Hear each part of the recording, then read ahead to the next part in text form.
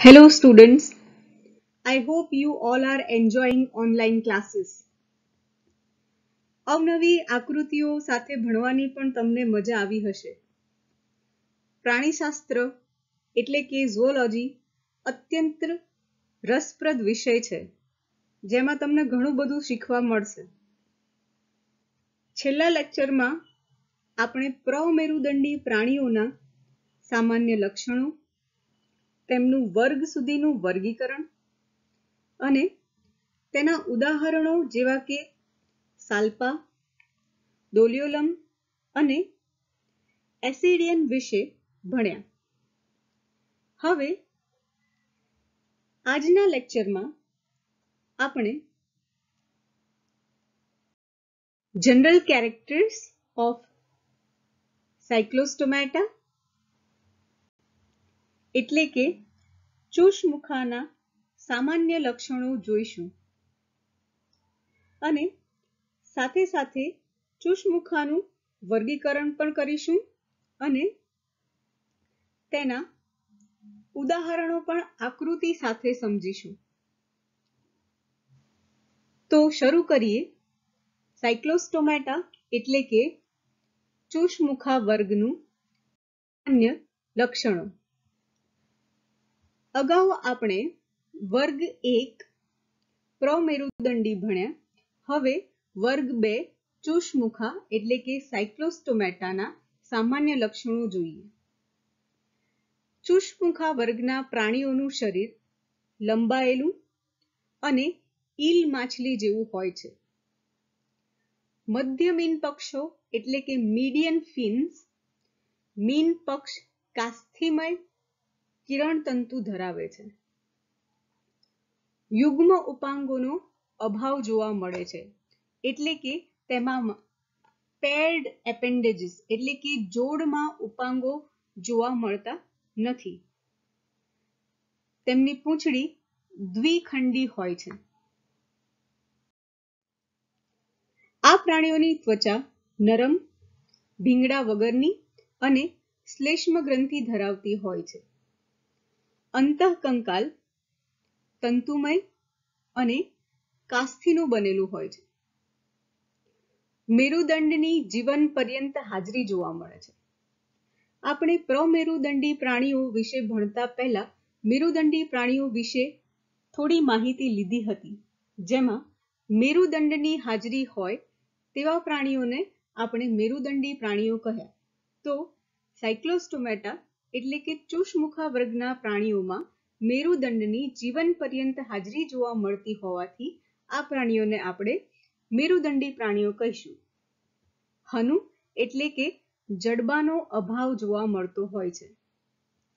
આ પ્રાણીઓમાં મુખ વક્ષ બાજુએ ચૂષક પ્રકારનું અને ગોળાકાર હોય છે. તેથી તેનું નામ ચૂષમુખા કે જે ગ્રીક શબ્દ સાયક્લોગ એટલે કે ગોળાકાર અને સ્ટોમા એટલે કે મુખ, સાયક્લોસ્ટોમેટા બે શબ્દોનું બનેલું છે, જે ગ્રીક શબ્દ છે. એટલે કે ચૂષમુખા ગોળાકાર મુખવાળા પ્રાણીઓ. આવા પ્રાણીઓના પાચન માર્ગમાં જઠરનો અભાવ જોવા મળે છે, જ્યારે આંતરડામાં ભિત્તિભંજ હોય છે. ઝાલરો 5 થી 16 જોડમાં આવેલી હોય છે. પ્રાણીઓનું હૃદય દ્વિખંડી, તેમાં એક કર્ણક અને એક ક્ષેપક આવેલું હોય છે. તેના અગ્રભાગે શંકુધમની, જેને આપણે કોનસ આર્ટેરિયોસસ તરીકે પણ ઓળખીએ છીએ, તે આવેલી હોય છે. અસમતાપી પ્રાણીઓ છે. તેમજ મધ્ય વૃક્ક પ્રકારના બે મૂત્રપિંડની હાજરી જોવા મળે છે. આ પ્રાણીઓમાં મગજની હાજરી જોવા મળે છે.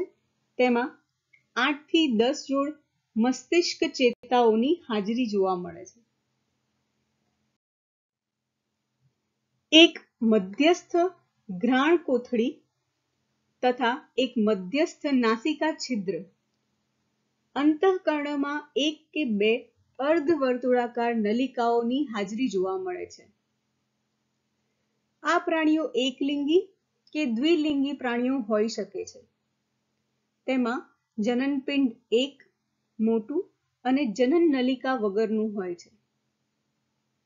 આ પ્રાણીઓમાં બાહ્ય ફલન તથા વિકાસ સીધી કે દીર્ઘકાલીન ડિંભાવસ્થા સાથેનો જોવા મળતો હોય છે.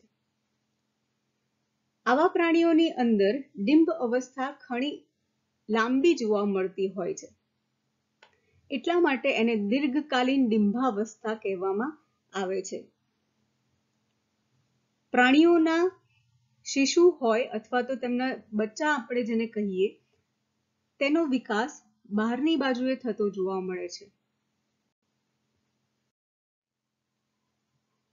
હવે સાયક્લોસ્ટોમેટા ચુષ્મુખા વર્ગનું વર્ગીકરણ જોઈએ તો આ વર્ગની અંદર આશરે 50 જેટલી જીવંત હનુવિહીન પૃષ્ઠવંશીની જાતિ ઓળખાય છે. હનુવિહીન એટલે કે જડબા વગરના પ્રાણીઓ. એક માર્કમાં આ પ્રશ્ન પૂછાઈ શકવાની સંભાવના છે. હનુવિહીન એટલે શું? પૃષ્ઠવંશી એટલે શું? આ પણ પ્રશ્ન તમને પૂછાઈ શકે છે. તો હનુવિહીન અને પૃષ્ઠવંશી પ્રાણીઓ વિશે વ્યાખ્યા આપો. તમારે આ યાદ રાખવાનું રહેશે. ચુષ્મુખા વર્ગના પ્રાણીઓને બે શ્રેણીમાં વિભાજિત કરવામાં આવે છે. શ્રેણી નંબર 1 પેટ્રોમાઇઝોન્સિફોર્મિસ. આ શ્રેણીમાં આવતા પ્રાણીઓનું મુખ વક્ષ બાજુ તથા અનેક દાંત ધરાવતું જોવા મળે છે. આ દરેકે દરેક લક્ષણો તમે જોયા. તે લક્ષણો તમે જ્યારે પ્રાણીની આકૃતિ જોશો ત્યારે તમે તેમાં ઓબ્ઝર્વ કરી શકશો. નાસિકા છિદ્ર પૃષ્ઠ બાજુએ આવેલ હોય છે. ઝાલર કોથળીઓ જેને આપણે ગિલ પાઉચીસ કહીએ છીએ અને ઝાલર ફાટ જેને આપણે ગિલ સ્લિટ્સ કહીએ છીએ 7 જોડમાં હોય છે. પૃષ્ઠ મીનપક્ષ સુવિકસિત હોય છે. તો વિદ્યાર્થીઓ અહીં દર્શાવેલ ચાર્ટમાં તમે પૂરેપૂરું વર્ગીકરણ જોઈ શકો છો. આગળના લેક્ચરમાં આપણે પ્રમેરુદંડી પ્રાણી જેને આપણે મસ્તક વિહીન જૂથની અંદર મૂકીએ છીએ તેની વાત કરી હતી. હવે આપણે જૂથ બી જેમાં મસ્તકધારી જૂથની આપણે વાત કરીએ. મસ્તકધારી જૂથની અંદર એક ઉપસમુદાય આવેલ છે જેને પૃષ્ઠવંશી કહેવામાં આવે છે. અગાઉ મેં તમને કહ્યું કે પૃષ્ઠવંશી પ્રાણીઓ એટલે શું એ તમને પૂછાઈ શકે છે.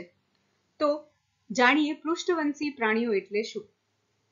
પૃષ્ઠવંશી પ્રાણીઓ સમજવા માટે તમને મેરુદંડી પ્રાણીઓ શું છે એ ખબર હોવી જોઈએ, જે મેં તમને હમણાં જ વ્યાખ્યા આપી. જીવન પર્યંત મેરુદંડની હાજરી હોય તેવા પ્રાણીઓને મેરુદંડી પ્રાણીઓ કહેવામાં આવે છે.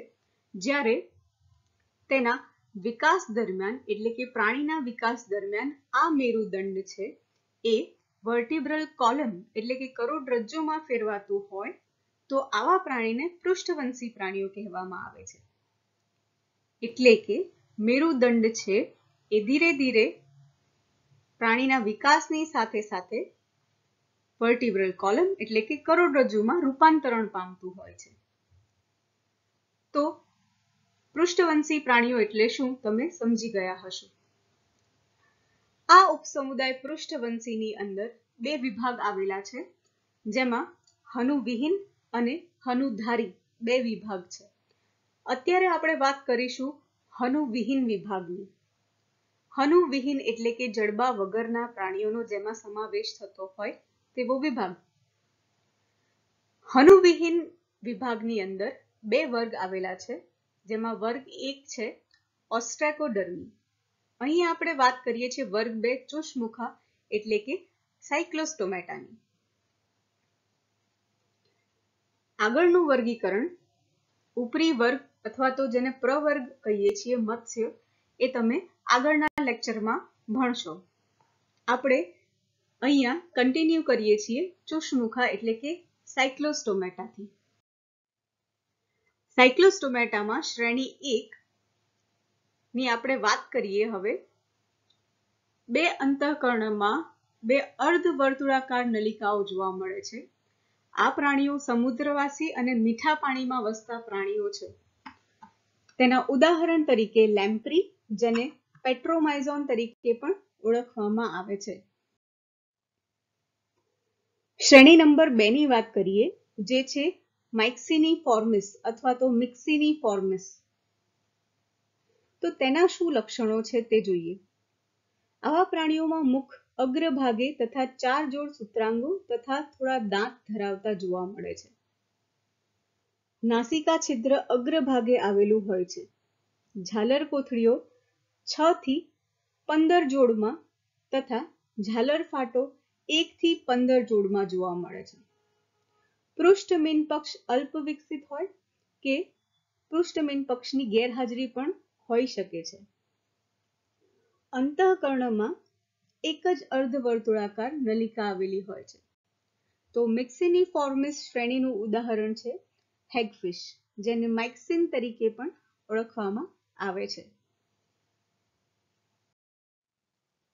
હવે આ દરેકે દરેક શ્રેણી અને ચુષ્મુખા વર્ગના ઉદાહરણોની આપણે વાત કરીએ. તમે અત્યાર સુધી જે લક્ષણો ભણ્યા તે દરેકે દરેક લક્ષણ આ ઉદાહરણમાં આપેલ પ્રાણીઓમાં તમે ખૂબ જ સારી રીતે જોઈ શકશો. આપણે પહેલું ઉદાહરણ લઈએ લેમ્પ્રી, જેનું બીજું નામ છે પેટ્રોમાઇઝોન. લેમ્પ્રી છે એ જગતભરમાં વિતરિત છે અને ખારા તથા મીઠા પાણીમાં જોવા મળે છે. કદરૂપું પ્રાણી છે. તેના જીવન ચક્રમાં 2 તબક્કાઓ હોય છે. ડિંબ અવસ્થા, જે મીઠા પાણીની અંદર જોવા મળે છે, અને સ્થાનબદ્ધ એટલે કે એક જ જગ્યાએ સ્થિર હોય છે, અને ગાળણ ક્રિયા દ્વારા ખોરાક મેળવતા હોય છે, જેને ફિલ્ટર ફીડર્સ કહેવામાં આવે છે.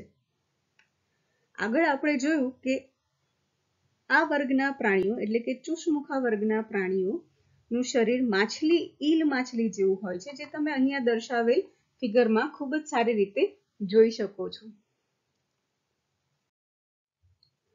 પુખ્તાવસ્થામાં લેમ્પ્રી સમુદ્રમાં માછલીઓ પર બાહ્ય પરોપજીવી તરીકે જીવે છે. અહીં દર્શાવેલ આકૃતિમાં ઉપરની બાજુની આકૃતિમાં તમે જોઈ શકો છો કે બીજી એક માછલી સાથે લેમ્પ્રી છે એ બાહ્ય પરોપજીવી તરીકે ચોંટી જાય છે અને તેની સાથે સાથે સ્થળાંતર પણ કરી શકે છે અને તેમાંથી ખોરાક પણ મેળવતી જોવા મળે છે. આ માછલીઓ કશ્યપ એટલે કે ટર્ટલ, કાચબો વગેરે પ્રાણીઓ પર તેના શક્તિશાળી મોં વડે વળગી યજમાનના શરીરમાંથી પેશીઓના નાના ટુકડા કરી જીભ વડે ગળી જાય છે. અહીંયા આકૃતિમાં તમને માઉથની ડિટેલ એટલે કે એના મુખની ડિટેલ જોવા મળશે. તેમાં દાંત જેવી રચના જોવા મળે છે, જે ખૂબ જ શક્તિશાળી મુખ બનાવે છે, જેની મદદ દ્વારા તે બીજા પ્રાણીના શરીરમાંથી પેશીઓના નાના ટુકડા કરી શકવા સક્ષમ હોય છે.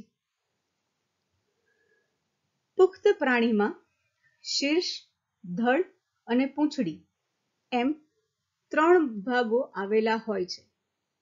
શીર્ષ અને ધડ ગોળાકાર જોવા મળે છે.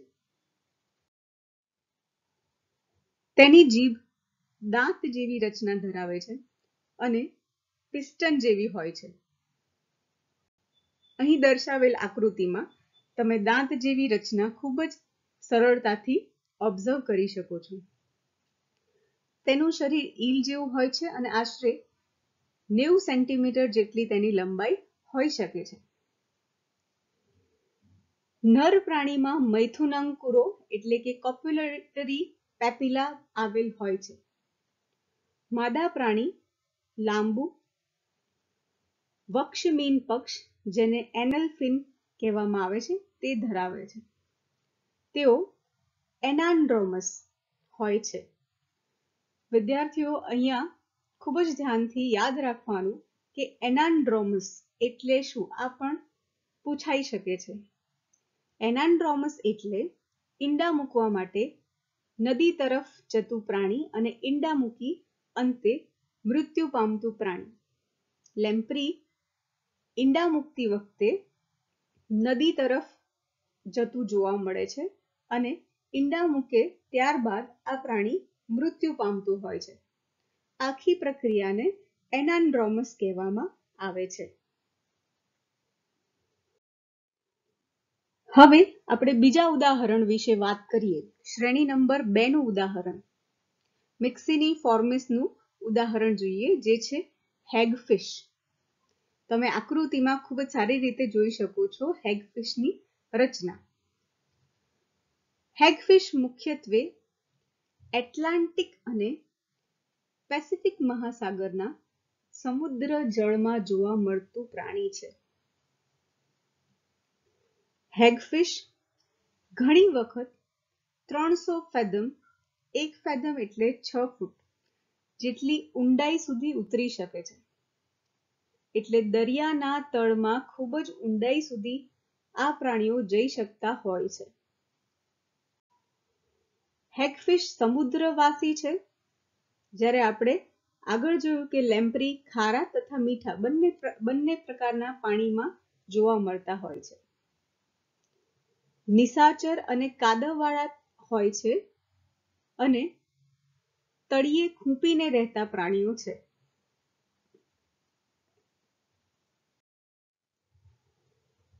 હેગફિશ પણ અન્ય માછલીઓ પર પરોપજીવી તરીકે રહે છે.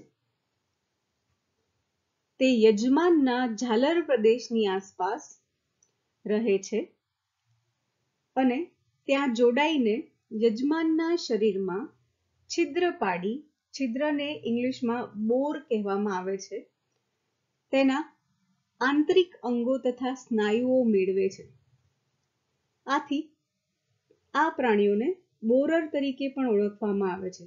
અહીં દર્શાવેલ આકૃતિમાં તમે જોઈ શકો છો કે 3 હેગફિશ માછલીની અંદર એના શરીરમાં છિદ્ર પાડી તેના આંતરિક અંગો તથા સ્નાયુઓનો ખોરાક તરીકે ઉપયોગ કરી રહી છે. એટલા માટે આપણે એને બીજું નામ આપ્યું છે બોરર.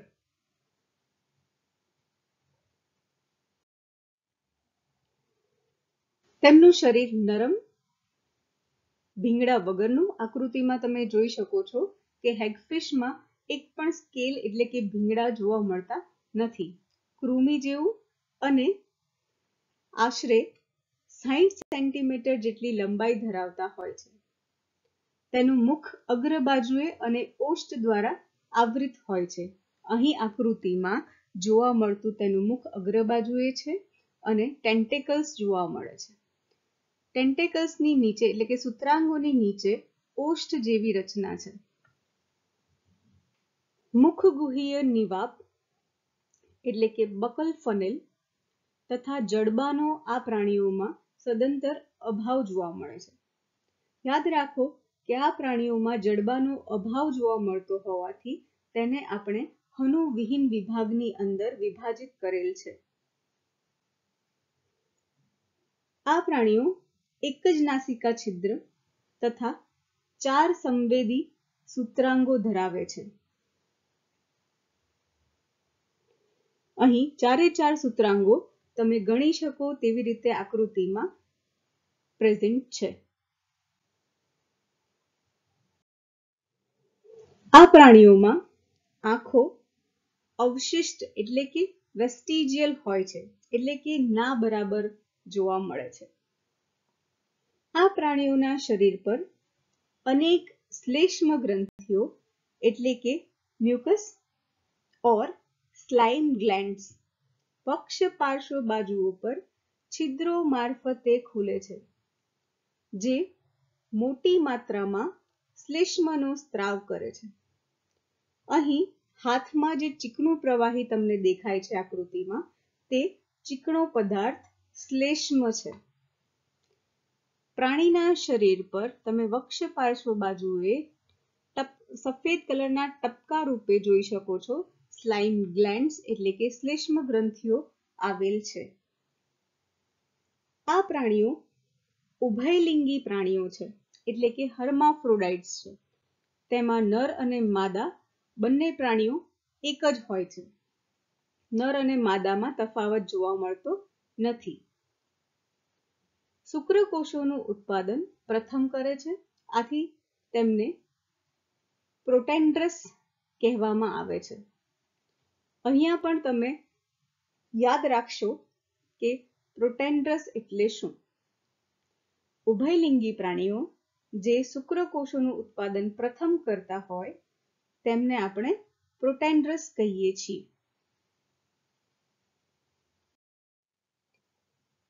તો ડિયર સ્ટુડન્ટ્સ, આપણે વાત કરી સાયક્લોસ્ટોમેટા વર્ગ એટલે કે ચુષમુખા વર્ગ વિશે. ચુષમુખા વર્ગને આપણે અલગ અલગ ઉદાહરણો દ્વારા સમજ્યા. ઉદાહરણમાં આપણે લેમ્પ્રી અને હેગફિશની વાત કરી. લેમ્પ્રી અને હેગફિશ બંનેનું વર્ગીકરણ જોયું, તેમના સામાન્ય લક્ષણો વિશે પણ આપણે વાત કરી. આકૃતિ સાથે ભણવાની તમને મજા આવી હશે તેવી અમે આશા રાખીએ છીએ. આ લેક્ચરને અથવા તો આની અગાઉના લેક્ચરને લઈને કોઈ પણ પ્રકારની ક્વેરી કે કન્ફ્યુઝન હોય તો તમે પૂછી શકો છો. આ લેક્ચરને ખૂબ જ સારી રીતે સાંભળવા માટે જે તમે સાંભળ્યું હશે તેના બદલ તમારો ખૂબ ખૂબ આભાર. Thank you. હવે લાસ્ટ લેક્ચરમાં જે વાત કરી છે એના પછીનો ટોપિક જેનાથી તમને ઇન્ટ્રોડ્યુસ કરી દઈએ. હવે પછીના લેક્ચરમાં તમે ભણશો પાઇસિસ એટલે કે મત્સ્ય ઉપરી વર્ગ, જેને પ્રવર્ગ પણ કહેવામાં આવે છે. પ્રવર્ગ મત્સ્ય વિશે આપણે ભણીશું. મત્સ્ય વર્ગના સામાન્ય લક્ષણો વિશે વાત કરીશું, તેનું વર્ગ સુધી વર્ગીકરણ જોઈશું અને તેના ઉદાહરણો વિશે પણ આપણે ચર્ચા કરીશું.